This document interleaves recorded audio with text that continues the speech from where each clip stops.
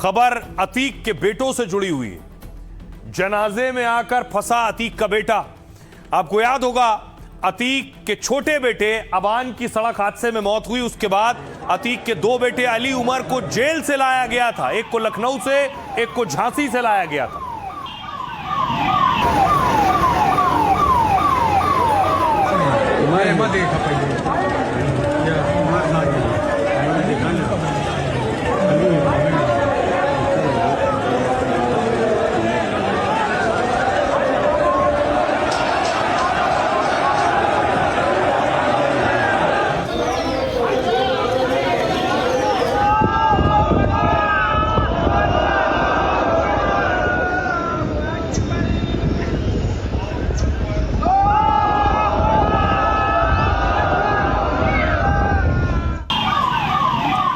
और हुआ क्या कि उमर और अली को लाया गया। उन्हें लाते वक्त लंबा चौड़ा काफिला चल रहा था। गाड़ियों के पीछे गाड़ी लगी हुई थी। आगे देख रहे हैं पुलिस वैन चल रही है जिसमें उमर को रखा गया है, और पीछे पीछे देखिए दर्जनों गाड़ियां चल रही थी उमर की गाड़ी के पीछे।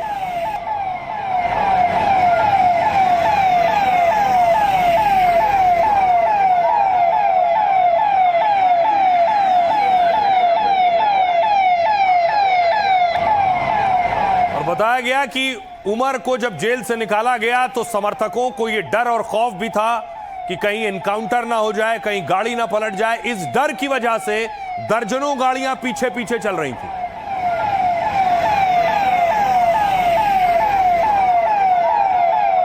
तो गाड़ियों का लंबा चौड़ा काफिला था। अब इस पर एक्शन हुआ है क्योंकि गाड़ियों ने बहुत से नियम कायदे कानून तोड़े, ऐसा पुलिस का कहना है। देखिए क्या हुआ। उमर को पुलिस वैन में लेकर जाया गया और टोल के रास्ते ही गुजरे। अतीक के बेटे के काफिले में यह दबंगई तब सामने आई जब उमर को लखनऊ जेल से प्रयागराज लाया जा रहा था। उमर अहमद की पुलिस वैन के पीछे बहुत सी गाड़ियां थी। महंगी गाड़ियों के इस काफिले में 30 से ज्यादा कारें थी। लेकिन तेज रफ्तार ये गाड़ियां जैसे ही टोल प्लाजा पर पहुंची तो आरोपों के मुताबिक वहां बैरियर तोड़े और गाली गलौज की है। नवाबगंज टोल प्लाजा के सहायक प्रबंधक ने इसकी शिकायत की है। जयप्रकाश यादव ने पुलिस थाने में इस बवाल पर एफआईआर कराई है। पुलिस ने 28 नामजद और कई अज्ञात वाहन चालकों पर केस दर्ज किया, जिसमें आरोप है ये गाड़ियां शनिवार दोपहर टोल से गुजरी, लेकिन किसी ने भी टोल टैक्स नहीं चुकाया बल्कि बैरियर तोड़ डाले। कंप्यूटर ऑपरेटर और हेल्पर ने कूदकर जान बचाई। ये प्रयागराज रूट पर हुआ। टोल कर्मचारियों ने रोकना चाहा तो उन्हें धमकाया और गालियां दी गई। पुलिस अब टोल प्लाजा पर लगे सीसीटीवी कैमरे खंगाल रही है। गाड़ियों में बैठे लोगों की पहचान कर जांच में जुटी है ताकि गाड़ी चलाने वालों के चेहरे पहचान कर कार्रवाई की जा सके, इनसे टोल वसूली और तोड़फोड़ के नुकसान की भरपाई की जा सके। गंभीर धाराओं में एफआईआर भी हुई है जिनमें हत्या की कोशिश का भी आरोप शामिल है।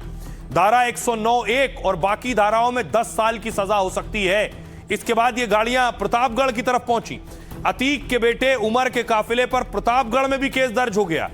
अख्तियारी टोल प्लाजा के मैनेजर ने भी पुलिस से ऐसी ही शिकायत की है। कहा टोल देने के बजाय धमकी दी गई और गाड़ी चढ़ाने की कोशिश हुई है। बैरियर तोड़कर काफिले में शामिल लोगों ने विवाद किया। एफआईआर कर प्रतापगढ़ पुलिस सीसीटीवी खंगालने और कार्रवाई में जुट गई है।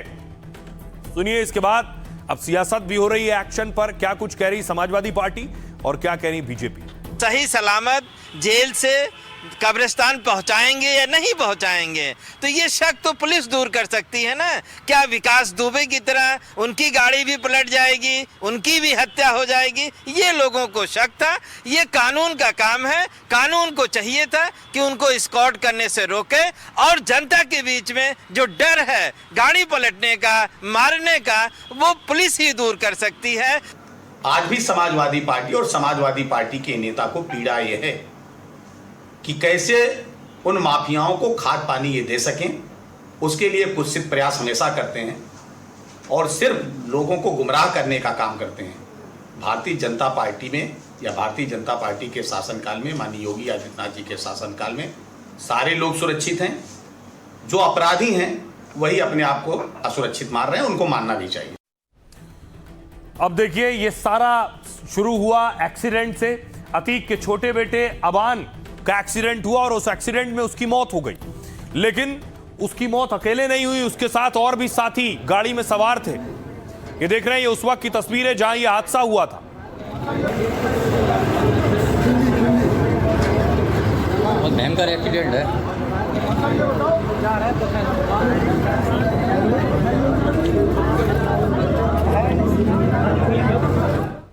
इस हादसे में बड़ी चीज ये थी कि अबान की अकेले मौत नहीं हुई, अबान के जो साथी थे उनमें बहुत से साथी घायल हो गए थे।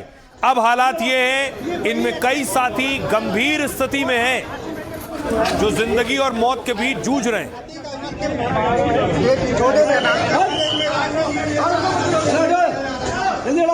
ये वही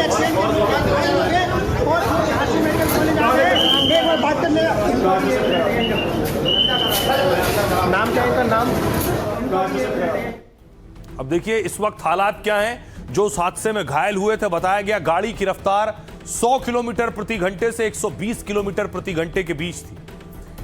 अब देखिए, जिसे आप देख रहे हैं, यह उमर, जिस हादसे में अतीक के सबसे छोटे बेटे अबान की जान गई, उसी में अबान के साथ कार में मौजूद 3 साथी घायल हुए, जिनमें उमर की हालत गंभीर है। उसकी 3 पसलियां टूटी हैं, उसके लंग्स में ज्यादा दिक्कत है, दावा है फेफड़ा फट गया है। उमर के हाथ पैर में फ्रैक्चर है और हालात में सुधार नहीं हुआ। शनिवार को तबीयत और ज्यादा बिगड़ गई तो दिल्ली भेजा गया। मेदांता अस्पताल में रविवार को उसका ऑपरेशन हुआ। एक और शख्स जैद, अबान के साथ मौजूद दूसरे घायल जैद की हालत भी नाजुक है। जैद की 2 पसलियां टूटी हैं, एक हाथ और दोनों पैर में फ्रैक्चर है। उसकी गर्दन के पास जख्म है, सिर में भी गंभीर चोट लगी है। दावा है इसी वजह से जैद अस्पताल में अजीब हरकतें कर रहा है। रविवार को तबीयत ज्यादा बिगड़ने पर उसे दिल्ली लाया गया और डॉक्टरों की सलाह पर ब्रेन के इलाज के लिए उसे लाया गया है। अब यहां जैद को मिलिट्री अस्पताल में भर्ती कराया गया। एक और शख्स, तीसरा युवक, कार में सवार रहे तीसरे दोस्त फारूक की हालत ठीक है। उसके हाथ पैर में चोट आई है, कई जगह मामूली जख्म है, इसलिए फारूक को करेली के अस्पताल में रखा गया है। इस वक्त सुनाते हैं आपको समाजवादी पार्टी के नेता अबू आजमी क्या कहना है, सुनिए। लोगों को शक हो रहा है कि अब जो उनके बच्चे का एक्सीडेंट हुआ है, और वो भी सरकार शक के दायरे में नहीं कह रहा कि क्या हुआ क्या नहीं। आम इंसान के दिलो दिमाग में अतीक अहमद की फैमिली के साथ जो हुआ है, इस तरह की चीजें हो रही हैं। लोगों को शक होता है कि ऐसा तो नहीं, लेकिन इसकी सही इंक्वायरी होना चाहिए। बाहर था, जेल में भी नहीं था, और अपने भाई से मिलने जा रहा था और एक्सीडेंट हो गया, उसका इंतकाल हो गया।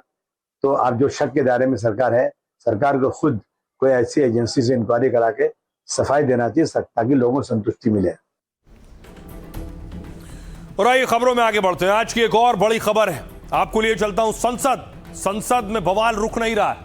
सरकार तैयार है, फिर आखिर क्यों तकरार है, सवाल ये। आज प्रदर्शन हो रहा था संसद के बाहर। देखिए, डिंपल यादव खुद पहुंची थी दूध का डब्बा लेकर।